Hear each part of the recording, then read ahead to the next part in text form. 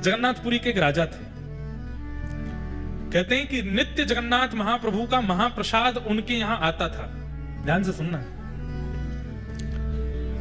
महाप्रसाद आता था और राजा जगन्नाथ जी से इतना प्रेम करते थे कि प्रेम से महाप्रसाद आते ही पहले दंडवत प्रणाम करते थे प्रसाद को और फिर उसको स्वीकार करते थे। बंधु, एक आपको हम नियम बता दें, चाहे एकादशी हो चाहे आपका कोई भी व्रत हो, किसी भी तीर्थ का यदि प्रसाद घर आता है तो प्रसाद के प्रति नियम कैसा होना चाहिए।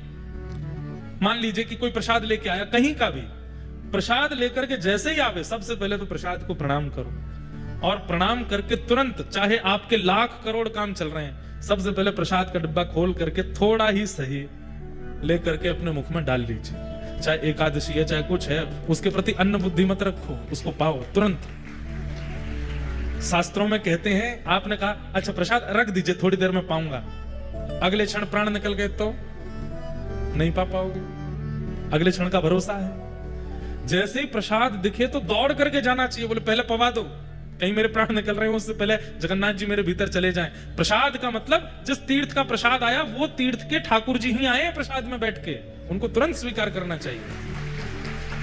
चैतन्य महाप्रभु कहते हैं महाप्रसादे गोविंदे, जगन्नाथ महाप्रभु का जो भात प्रसाद है उसका एक एक तिनका जगन्नाथ जी का स्वरूप है।